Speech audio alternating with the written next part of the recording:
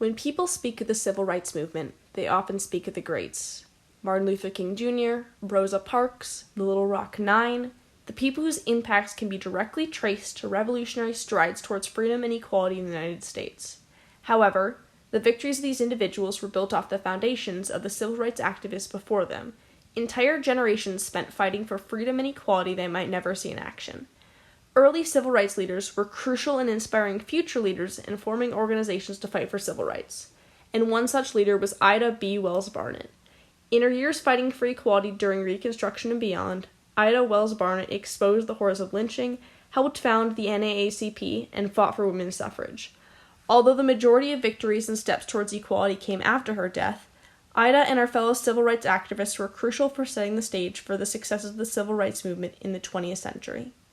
Ida B. Wells was born into slavery on July 16, 1862, only a year before the Emancipation Proclamation.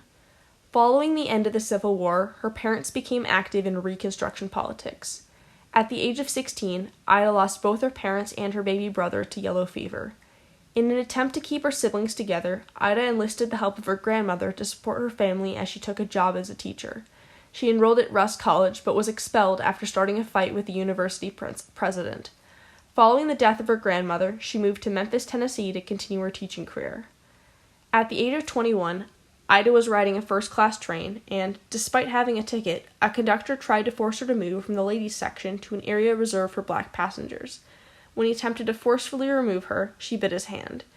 After being kicked off the train, she sued in court and won her case at a local level, although it was later overturned. On March 9, 1892, tensions in Memphis were at an all-time high. William Barrett, the white owner of a grocery store, had had enough with the success of the nearby black-owned People's Grocery. Using a recent racially charged mob triggered by a fight in front of the store as evidence, he organized a raid and attacked their grocery store, brutally murdering the owner and two of his employees with methods that could only be described as torture. Desperate for justice for her friends, Ida set off to investigate the claims that the attacks were a natural consequence of a fictitious conspiracy against whites, eventually expanding her mission to investigating attacks across the country. She journeyed across the South, researching racial lynchings and publishing her findings. New findings from the Equal Justice Initiative found that approximately 4,075 racial lynching occurred in 12 southern states between 1877 and 1950. According to The Guardian, Ida visited locations where people had been hung, shot, beaten, burned alive, drowned, or mutilated. She examined photos of victims hanging from trees as mob looked on, pored over local newspaper accounts, took sworn statements from eyewitnesses, and, on occasion, even hired private investigators. She went into areas where African Americans had been stolen from jail with help from law enforcement and lynched, with only the flimsy protections of a country that had failed so many others, and walked into areas where a lynching had just taken place and started asking questions.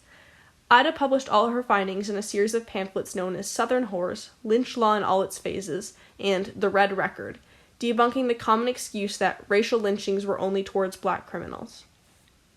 After a white mob destroyed her press, Ida left for Chicago, where she married a well-known African-American lawyer, Ferdinand L. Barnett, and, in an uncommon move for the time, hyphenated her name.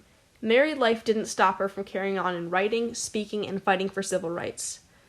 Ida was incredibly influential in the women's suffrage movement, where she worked with Susan B. Anthony and fought for suffrage for all women of all races, despite racism within the movement. She traveled both nationally and internationally to lecture, shedding light on the horrors of lynching and confronting racism within the women's suffrage movement. She was a founder of the National Association of Colored Women's Club and was present at the Niagara Convention for the formation of the National Association for the Advancement of Colored People, or NAACP, although she was not listed as an official founder. Later in her life, she also focused on urban reform in rapidly growing Chicago until she died of a kidney disease in 1931. In 2020, Ida was honored with a Pulitzer Prize special citation for her outstanding and courageous reporting on the horrific and vicious violence against African Americans during the era of lynching. Through her continued efforts to shed light on the struggles of African Americans, advocate for women's suffrage, and to create organizations to allow for advocacy and unity, Ida B. Wells Barnett was essential to setting the stage for the civil rights movement. Although her name might not be well remembered, her legacy and her impact on the United States as a whole remains.